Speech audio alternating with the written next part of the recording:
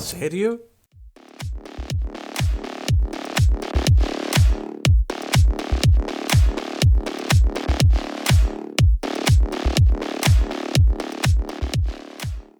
Corría buscando los callejones. Llevaba varias semanas internándose en el territorio de Luca Brisa, informándose y saboteando algunas de sus operaciones, pero la suerte se le había acabado. Si no fuera la fiesta de la cosecha, podría ampararse en la oscuridad, pero con tantos puestos situados por la avenida, tantas antorchas y tanta gente, le estaba costando trabajo despistar a sus perseguidores. Se esforzaba por esquivar a los transeúntes sin perder velocidad. Su pequeño tamaño suponía una ventaja en un sitio como aquel, pero llevaba demasiado tiempo en marcha y no la habían pillado en su mejor momento. Reconoció el lugar donde se encontraba y giró bruscamente en una calleja oscura y que olía a lo peor de la ciudad. Pero era una línea recta que daba a una pequeña zona de casas destartaladas que rodeaba el barrio de los artesanos y que conformaban un laberinto. Aceleró el ritmo mientras el ruido de sus pisadas se sobreponía en sus oídos a los gritos de sus perseguidores. No contaba con perderlos de forma inmediata, pero un plan empezaba ya a fraguarse en su mente. Había recorrido demasiadas veces la ciudad y no dudaba en ser una de las personas que mejor le conocía.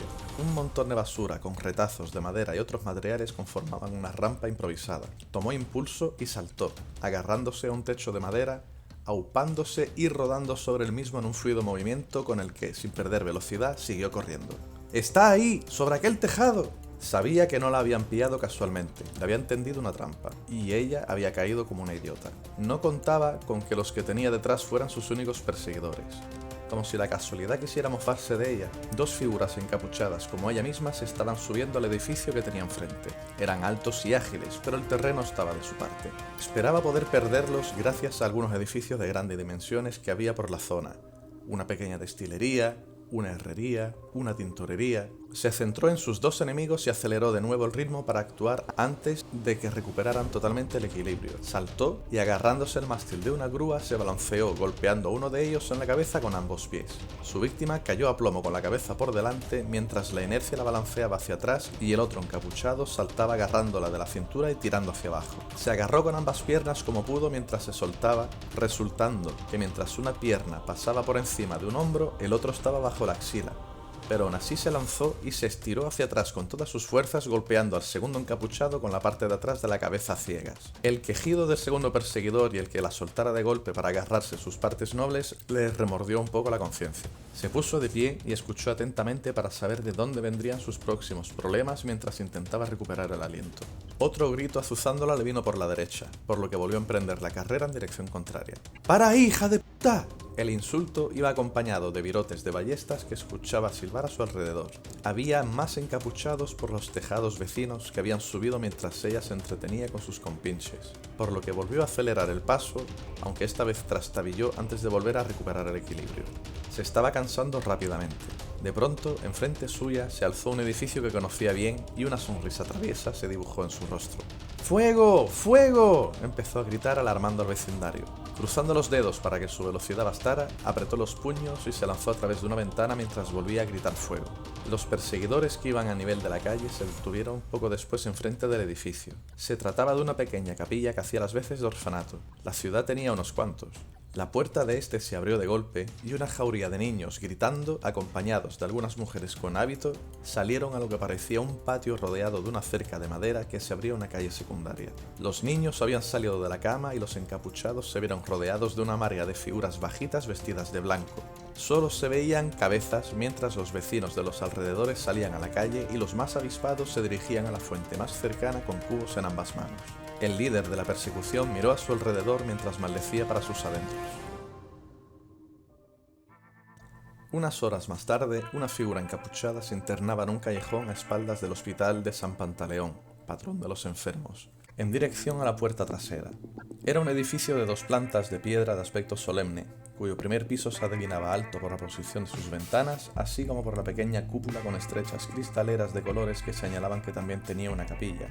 El callejón se estrechaba en algunos puntos por la presencia de los mendigos y enfermos que esperaban la atención que ofrecería el hospital por la mañana, aunque algunas de las figuras seguían al encapuchado disimuladamente con la cabeza a medida que ésta avanzaba. Cuando el encapuchado llegaba a la puerta y se disponía a llamar, otra figura salida de la oscuridad se puso detrás de ella mientras le ponía un cuchillo en el cuello. «¿Quién eres?», El encapuchado no pareció amilanarse mientras levantaba las manos y una voz femenina contestaba: «Va, Monroe. ¿Cuántas personas de mi altura conoces que llaman a esta puerta?» «Melissa», dijo mientras retiraba y guardaba el cuchillo con una sonrisa. «¿Cómo te fue?» «Mal, Monroe, muy mal», contestó el meridional observando sus rasgos afilados. «No creo que vayamos a poder seguir como hasta ahora. Por poco me pillan». «¿Por poco?» «Sí, pero ya sabes, yo soy demasiada mujer para ellos», contestó mientras giraba la cabeza de forma coqueta y aleteaba sus pestañas. «¿Está despierto?» Monroe asintió lentamente mientras llamaba suavemente a la puerta. «Está en el hospital, como siempre. Luego te veo». Dicho esto, volvió a ajustar su capa para ocultar el sable curvo que portaba en el cinturón y se fundió de nuevo con la oscuridad. Melissa se despidió con la cabeza mientras cruzaba la puerta hacia una pequeña antesala donde un gorila llamado Taub montaba guardia. Era otro de los hombres con los que trabajaba, aunque si Monroe y ella se dedicaban a los asuntos delicados, Taub, con su pecho como un tonel y su porra de 1,5 metros, se encargaba de cuestiones más directas. La miró de arriba abajo, comiéndosela con la vista, y aunque Melissa era consciente de su aspecto, siempre la incomodaba cómo la miraba el enorme guardia de nariz porcina. La ladrona no era cándida ni desconocía los apetitos humanos, pero algo en aquel hombre le producía rechazo. Quizás fuera porque exudaba un tipo de agresividad más sucia que otros hombres como Monroe, o quizás fuera porque la porra tenía prácticamente su altura. Con su 1,50 m, Melissa se hacía cargo de una verdad irrefutable. Era bajita. Los tiempos de escasez en el orfanato y la necesidad de buscarse la vida con ahínco le habían dado una constitución atlética y un cuerpo bien proporcionado, cuyo poco peso le permitía realizar auténticas proezas acrobáticas. Y su cara no iba a destiempo con su físico. Tenía un rostro ligeramente alargado, el pelo corto negro, pero lleno de graciosos bucles que caían sobre unos ojos almendrados negros y largas pestañas que, en su conjunto, le daban un aire de ninfa. Iba vestida enteramente de negro, excepto por su camisa interior de color burdeo. Sobre la chaquetilla se veía un arnés de cuero en el que iban embutidas sus distintas herramientas. Ganzúas, cuchillos y sus distintas bolsas iban enganchadas ahí para que no le dificultara los movimientos. El calor y el olor a cuerpos enfermos y sudorosos, aunque estuviera atenuado por las flores aromáticas que se cambiaban cada día, la golpeó como siempre lo hacía al traspasar la segunda puerta. Saludó con la cabeza a algunos de sus compañeros, así como a las pocas monjas que incluso a esa hora iban de aquí para allá con toallas limpias, baldes de agua y similares. Se acercó a la arcada que daba al hospital y se asomó. El hospital era una antigua iglesia cuya nave se usaba para el tratamiento de los enfermos.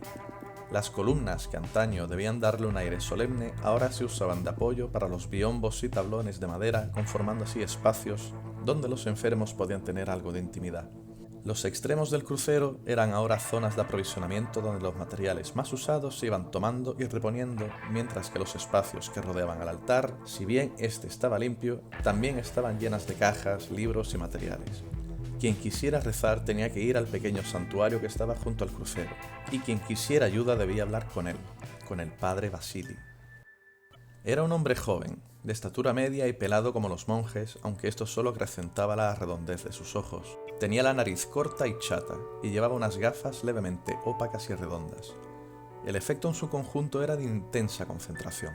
Cuando te miraba tenías la impresión de estar bajo un microscopio, ya que miraba fijamente y con los ojos muy abiertos. Pero aún con su aspecto inquietante, desde que había llegado hace 4 años a la ciudad, se había esforzado hasta la saciedad para mejorar las condiciones de vida de muchas personas. Dotado de una enorme determinación y de una agudeza peculiar, él era quien había modificado la iglesia, habilitado el comedor para los pobres y quien se esforzaba en buscar donativos entre la nobleza y burguesía para ayudar a los más necesitados. Muchas personas le debían favores, y desde hacía un par de años se había propuesto desestabilizar la organización criminal de la ciudad. Melissa lo había conocido poco antes de esa decisión y, como otros, se había consagrado a ella con ahínco. La ladrona suspiró con preocupación mientras pensaba que los distintos estamentos de Lampa aún no los habían relacionado, pero tardarían poco en hacerlo. Melissa cruzó el arco y se acercó al sacerdote, quien estaba hablando con una enferma, pero al verla le dirigió unas palabras amables y le puso la mano en la frente, para dirigirse acto seguido hacia la escalera que daba acceso al piso superior con pasos susurrantes pero firmes. La ladrona lo siguió en silencio hasta que llegaron al rellano. «Buenas noches, padre». «Buenas noches, hija», le contestó mientras giraba un momento la cabeza para mirarla detenidamente tras subir la escalera. «Deduzco que has tenido algún percance». «Así es, padre. Me han tendido una trampa, y ya no creo que podamos continuar. Querrás decir que no podemos continuar con el mismo método, contestó el sacerdote mirando al frente y abriendo la puerta de su despacho. Sabíamos que este día llegaría, que en algún momento se darían cuenta de los sabotajes, los soplos y los accidentes.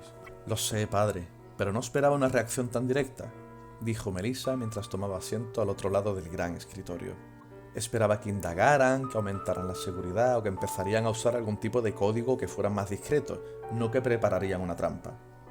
Hija, destapamos en los bajos fondos cómo amañan las peleas de perro, hacemos que sus mercancías se desfonden en mitad del muelle o desvelamos una operación hasta tal punto que las autoridades no pueden hacer la vista gorda sin que la ciudad se les eche encima.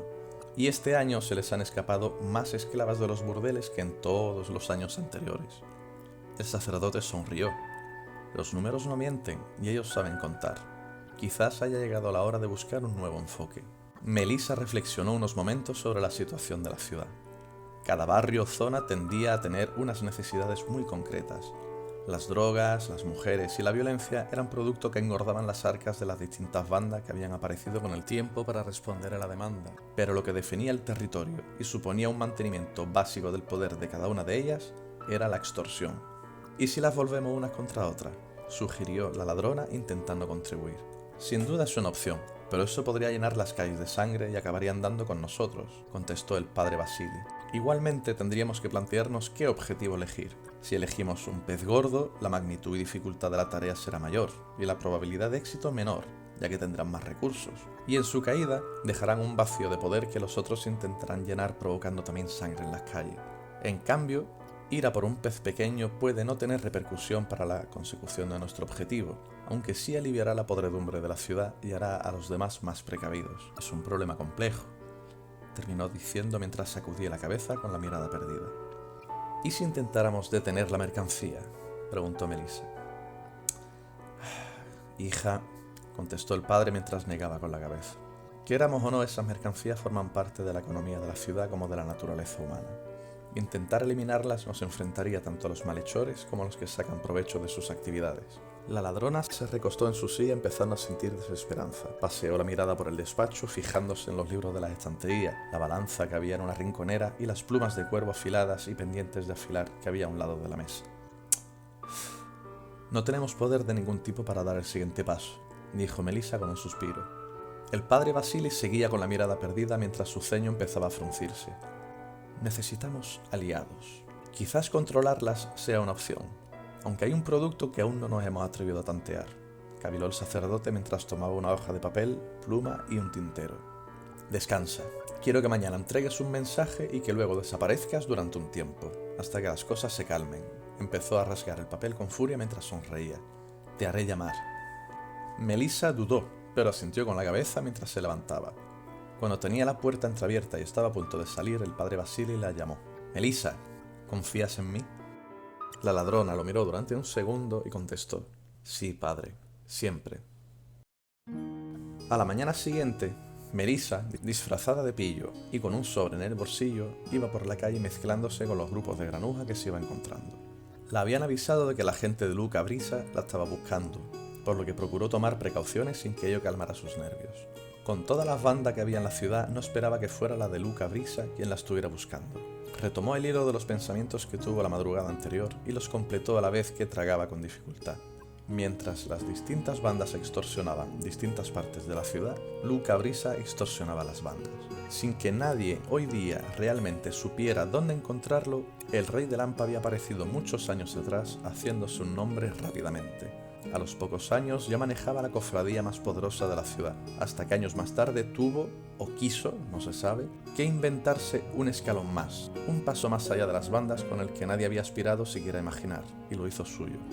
Se enfrentaban a problemas muy serios, eran menos en número y sus únicos aliados eran aquellos cuya conciencia les impelía a no delatarlos, o a prestarles ayuda en la medida de sus posibilidades. Eran un guijarro en la bota de un gigante. También pensaba en las últimas palabras que había cruzado con el padre Vasili. Cuando se conocieron, Melissa trabajaba para una pequeña banda de ladrones que intentaba hacerse un hueco en la ciudad.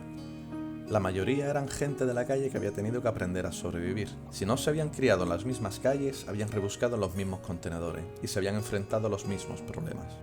A medida que el pequeño grupo crecía, se cuidaron mucho de a quien incluían, ya que todos habían sido víctimas en uno u otro momento de abusones y bestias que se regían por la ley del más fuerte. Aquella noche, un grupo fuertemente armado asaltó su pequeña base de operaciones por estar actuando en su territorio. Los querían quitar de en medio antes de que se convirtieran en una verdadera amenaza. Lucharon con tenacidad, pero no estaban preparados para ese grado de brutalidad. Melissa se preguntaba muchas veces si ese ensañamiento era un reflejo del compromiso con su banda o de la naturaleza de aquellos hombres que esperaba sacar de las calles. Ella había matado para defender su vida o la de sus compañeros, pero no se sentía orgullosa de ello ni lo consideraba una primera opción. ¿Aquello le distinguía de ellos? ¿O se estaba engañando a sí misma sabiendo que con toda probabilidad tendría que volver a matar? Después de aquel ataque, unos conocidos la encontraron y la llevaron con el padre Vasily. Allí se recuperó y vio su trabajo, decidiendo que quería ayudarlo. Cuando empezaron a plantearse su plan para acabar con el poder de las organizaciones más dañinas de la ciudad, ella había discutido mucho con el sacerdote sobre su objetivo, ya que parecía que él lo tenía más claro que ella. Sus argumentos siempre eran los mismos que los de aquella noche. Siempre habría drogas, prostitutas y robos, pero según él, lo dañino no era esto, sino el poder que esto les daba a los criminales como Luca Brisa. El poder les permitía arruinar más vidas humanas de las que la propia naturaleza humana era responsable, y hacerlo con impunidad. Quien quisiera drogarse iba a conseguirlo, pero no por ello debían de ponérselo fácil o permitir que engancharan a niñas o niños para tenerlos bajo su control. La prostitución era el empleo más antiguo del mundo, según él, pero no por ello había que permitir las incursiones a los poblados bárbaros del norte o del sur por parte de los esclavistas. Y el pillaje siempre acabaría apareciendo como una opción para los desesperados, pero no tenían derecho a la impunidad ante la ley que aquel poder les otorgaba. Melissa se sentía capaz de repetir palabra por palabra todos los argumentos del padre Vasily, y aunque algunas dudas nunca desaparecieron, ella se implicó con ahínco en su proyecto, sabiendo que en algún momento la cosa se torcería. Pero les reportaba satisfacción. Luego, a medida que pasaba el tiempo, las operaciones, como ellos las llamaban, se iban volviendo más atrevidas, más dañinas para sus enemigos y por tanto más peligrosas. El padre Vasily nunca planteó asesinatos delante de ella, aunque la ladrona sospechaba que en esos asuntos estaban implicados Tau y Monroe, pero la verdad no lo quería saber. Quería creer en la causa, y en esa causa ellos debían tener límites. Quería tener límites, si no, no serían mejor que sus enemigos. ¿Sería ese un planteamiento realista? Sus pensamientos andaban en círculos hasta que llegó a su destino, la Sal Dorada, uno de los burdeles más grandes a ese lado de la ciudad. Era un edificio de 3 pisos situado en un punto discreto que estaba tan cerca de la puerta sur como de los barracones y del barrio de los artesanos. Dependiendo de desde dónde se mirara, quedaba oculto por algunos edificios gubernamentales o las casas más grandes, o se veía sobresaliendo detrás de los talleres, como un hermano pequeño detrás de sus hermanos mayores que se pone de puntillas y del que solo se ve la cabeza, pero que se sabe que está ahí. Con una base y muros de la primera planta de piedra, todo lo demás era de madera y destacaba por las verandas presentes en 2 de sus paredes, las que daban a las calles más transitadas, así como por sus balcones y el uso de cortinas de colores que intentaban darle un aire distinguido a la vez que señalaban su función. Melissa atravesó una de sus puertas y se echó a un lado intentando pasar desapercibida. La primera planta tenía distintas zonas. La principal era similar a una taberna, aunque era sin duda una de las tabernas que más envidia causaban en la competencia. Las 2 entradas daban una zona grande llena de mesas redondas que rodeaban un pequeño estrado donde un grupo de músicos mantenían el ambiente. Entrara desde donde se entrara era lo primero que uno se encontraba. La enorme barra principal en forma de L mantenía servida la concurrencia, mientras otra más pequeña en una esquina servía a los más cercanos y los pedidos de los pisos superiores mediante un pequeño montacargas que la dueña del local había hecho instalar. Y al lado de cada extremo de la barra había una puerta que daba a una zona de reservados para quienes buscaban más intimidad o simplemente iniciaran ahí sus preliminares.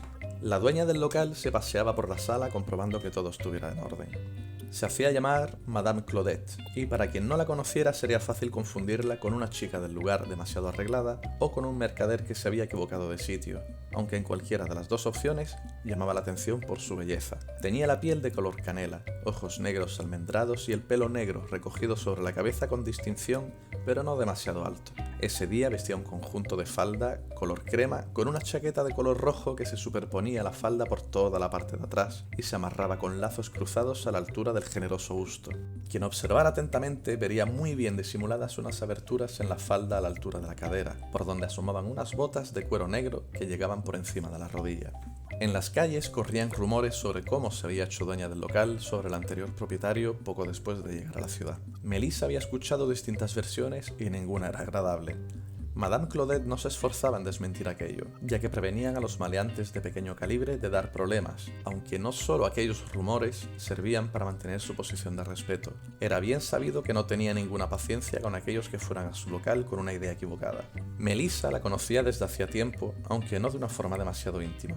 La Madame la había contratado varias veces antes de empezar a trabajar con el padre Vasily, para escarmentar a algún noble que había dejado embarazada a alguna chica, o para vigilar en su local la presencia de ladrones en noches especialmente concurridas.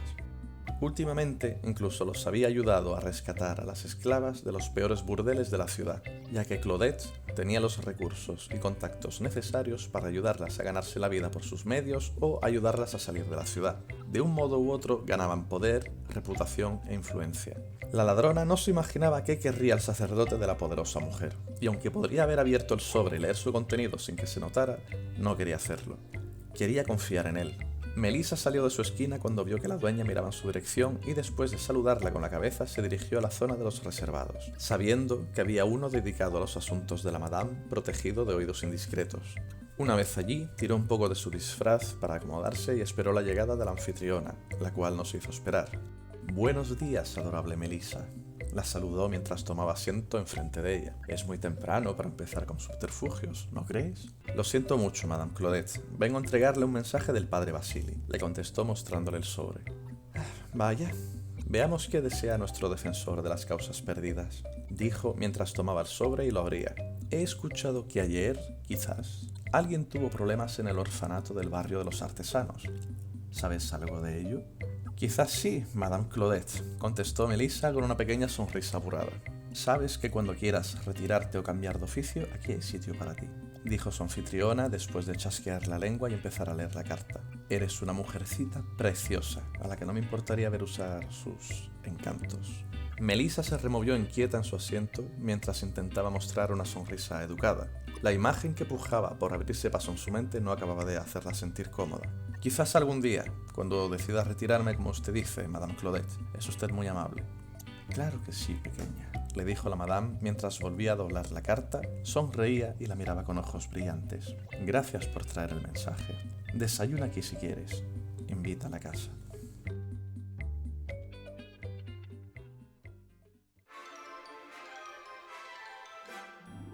La. Venga, vamos a darle. Tiki tiki tiki tiki tiki. Llevaba varias semanas internándose en el territorio de Luca Brasa, reconoció el lugar donde se encontraba y giró bruscamente un montón de basura. Esto lo tengo que cambiar. Quieto. Halt. Intro de Vasily. Mal, Monroe, muy mal. Los tiempos de escasez en el orfanato, los tiempos de escasez, me cago en Dios, los tiempos de escasez, tiempo para responder a la demanda. ¿Y si las volvemos unas contra otras? Sugirió, ir a por un pez pequeño puede no tener repercusión, ¿verdad? Quieto, dijo Melissa con un suspiro. Esto es... Melissa, ¿confías en mí? ¿En serio? Mierda para mí. Vamos. Melissa se preguntaba muchas veces si ese ensañamiento era un reflejo del compromiso con su banda o de la naturaleza de aquellos hombres que esperaban sacar de las calles. Es una frase complicada, ¿eh? Sus argumentos... Y destacaba por las verandas, por donde asomaban unas botas de cuero negro que llegaban por el...